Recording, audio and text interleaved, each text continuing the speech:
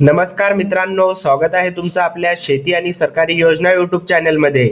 आजची माहिती आहे महाराष्ट्रातील संजय गांधी निराधार अनुदान योजनेच्या सर्व लाभार्थ्यांसाठी अतिशय आनंदाची आणि महत्त्वाची अपडेट। राज्य सरकारने थेट विधानसभेच्या माध्यमातून आणि मंत्रिमंडळ बैठकीत एक मोठा आणि ऐतिहासिक निर्णय घेतलेला आहे। या निर्णयामुळे थेट अनुदान खात्यात जमा होणार आहे, म्हणजेच ही बातमी खऱ्या अर्थाने खुशखबर आहे। म्हणून हा व्हिडिओ शेवटपर्यंत नक्की पहा। आणि जर तुम्ही आज पहिल्यांदाच आपल्या चॅनलवर आला असाल तर चॅनलला सबस्क्राइब करायला अजिबात विसरू नका, कारण संजय गांधी निराधार योजनेच्या सर्व अपडेट इथेच वेळेच्या वेळी मिळतात। चला तर मग व्हिडिओची सुरुवात करूया। मित्रांनो, हा निर्णय सरकारने अचानक घेतलेला नाही, यामागे एक संपूर्ण पार्श्वभूमी आहे। आपल्या राज्यात अनेक वर्षांपासून दिव्यांग व्यक्तींना समाजात वेगवेगळ्या प्रकारच्या भेदभाव सहन करावा लागत होता। हीच गोष्ट लक्षात घेऊन विधानसभेच्या हिवाळी अधिवेशनात लोकप्रतिनिधींनी हा मुद्दा उचलून धरला। हिवाळी अधिवेशनात काय झालं? अधिवेशन चालू असताना दिव्यांग व्यक्तींच्या अडचणी, त्यांच्या विवाहाबाबत येणाऱ्या समस्या आणि समाजात मिळणाऱ्या वागणुकीवर सविस्तर चर्चा झाली। या चर्चेदरम्यान दिव्यांग व्यक्तींनाही समान नागरिकाप्रमाणे सन्मानाने जगण्याचा अधिकार आहे, हा मुद्दा ठळकपणे मांडण्यात आला। याच चर्चेचा विचार करून राज्य सरकारने भेदभाव मुक्त समाज उभारण्यासाठी एक ठोस आणि ऐतिहासिक निर्णय घेतला आहे। म्हणजे मित्रांनो, हा निर्णय फक्त कागदावरचा नाही, तर विधानसभेत झालेल्या चर्चेतून आणि वास्तव परिस्थिती लक्षात घेऊन घेण्यात आलेला निर्णय आहे। मित्रांनो, आता आपण ज्या निर्णयाबद्दल बोलतोय तो फक्त पैशांचा विषय नाही, तर तो दिव्यांग व्यक्तींच्या आयुष्याशी संबंधित निर्णय आहे। आजही समाजात दिव्यांग व्यक्तींच्या विवाहाकडे वेगळ्या नजरेने पाहिलं जातं। अनेक वेळा लग्न जमत नाही, आर्थिक अडचणी येतात आणि कुटुंबावर ताण येतो। हीच परिस्थिती लक्षात घेऊन राज्य सरकारने स्पष्टपणे सांगितलं आहे की दिव्यांग व्यक्तींनाही इतर नागरिकाप्रमाणेच समान आणि संधी मिळायला हवी। म्हणूनच मित्रांनो, दिव्यांग व्यक्तींच्या विवाहाला प्रोत्साहन देण्यासाठी सरकारने थेट आर्थिक मदतीचा निर्णय घेतला आहे।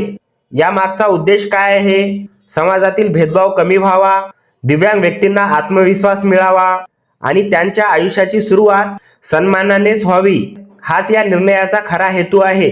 म्हणजे मित्रांनो, हा निर्णय केवळ अनुदान देण्यापुरता मर्यादित नाही, तर समाजाची विचारसरणी बदलण्याचा हा एक मोठा प्रयत्न आहे।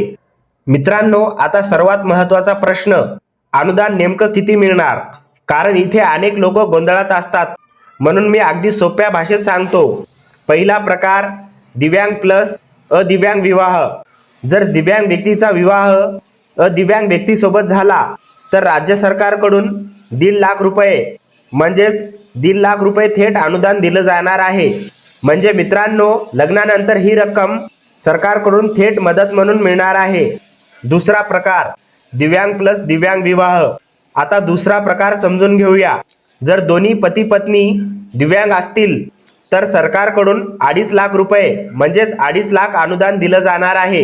हे अनुदान पहिल्या प्रकारापेक्षा जास्त आहे, कारण दोघांनाही विशेष सहाय्याची गरज असते। मित्रांनो, फरक अगदी स्पष्ट आहे। एक दिव्यांग प्लस एक अदिव्यांग 1.5 लाख रुपये, दोन्हीही दिव्यांग 2.5 लाख रुपये। त्यामुळे कोणीही गोंधळून जाऊ नये। म्हणजेच मित्रांनो, हा निर्णय फक्त आर्थिक मदतीपुरता मर्यादित नाही, तर तो दिव्यांग व्यक्तींच्या आयुष्याला आधार देणारा आहे आणि समाजातील भेदभाव कमी करणारा खूप मोठा निर्णय आहे। मित्रांनो, इथे एक गोष्ट अगदी स्पष्ट समजून घ्या, हा निर्णय कुठल्याही अफवांवर आधारित नाही। हा संपूर्ण निर्णय महाराष्ट्र सरकारच्या मंत्रिमंडळ बैठकीत अधिकृतरित्या मंजूर करण्यात आलेला आहे। म्हणजेच मुख्यमंत्री आणि मुख्यमंत्र्यांच्या बैठकीत यावर चर्चा झाली आणि त्यानंतर हा निर्णय घेण्यात आला आहे। त्यामुळे मित्रांनो, या निर्णयाला सरकारची संपूर्ण मान्यता आहे आणि याची अंमलबजावणी पुढील काळात निश्चित होणार आहे।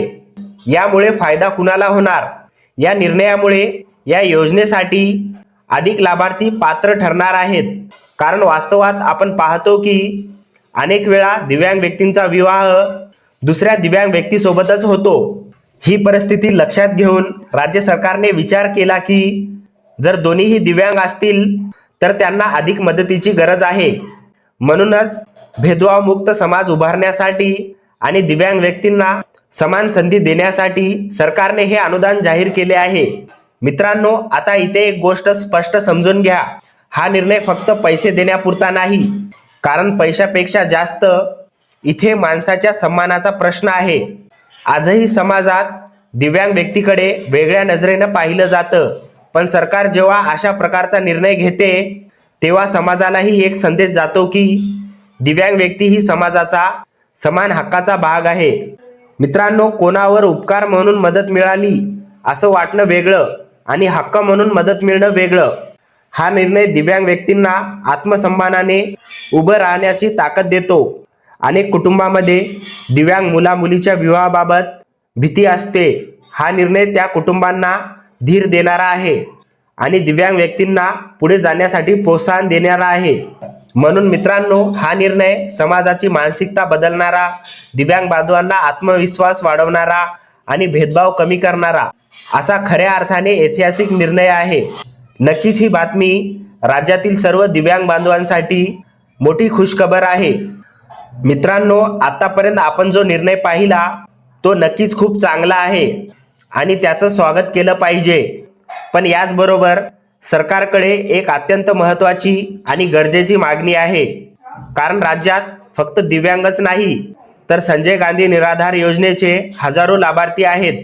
यात विधवा महिला आहेत, श्रावणबाळ योजनेचे लाभार्थी आहेत, वृद्धापकाळ योजनेचे लाभार्थी आहेत। मित्रांनो, या सर्व लोकांचं जगणं पूर्णपणे मासिक पेन्शनवर अवलंबून असतं। घर खर्च, औषध उपचार, दैनंदिन गरजा सगळं काही या पेन्शनवरच चालतं। यामुळे सर्व लाभार्थ्यांना मासिक पेन्शन वेळेवर मिळणं अत्यंत गरजेचं आहे। एखादे 2 आठवडे उशीर झाला तरी या लोकांच्या आयुष्यावर त्याचा खूप मोठा परिणाम होतो।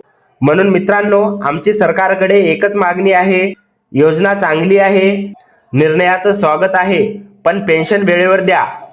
मित्रांनो, आता आपण थोडं वास्तव्य पाहूया। मागील नोव्हेंबर महिन्यात संजय गांधी निराधार योजनेचा हप्ता वेळेवर जमा झाला नाही। अनेक लाभार्थ्यांना महिन्याच्या शेवटी किंवा उशिरा हप्ता मिळाला आणि मित्रांनो, डिसेंबर महिन्यातही परिस्थिती काही वेगळी नाही। अजूनही अनेक लाभार्थ्यांच्या खात्यात डिसेंबरचा हप्ता जमा झालेला नाही। वास्तविक पाहिलं तर हिवाळी अधिवेशन सुरू असतानाच हा हप्ता जमा व्हायला हवा होता, कारण अधिवेशन काळात असे निर्णय आणि वाटप पटकन व्हायला हवेत। पण आज स्थिती अशी आहे की हिवाळी अधिवेशन जवळजवळ संपत आला आहे, तरीही डिसेंबरचा हप्ता अजून खात्यात जमा झालेला नाही।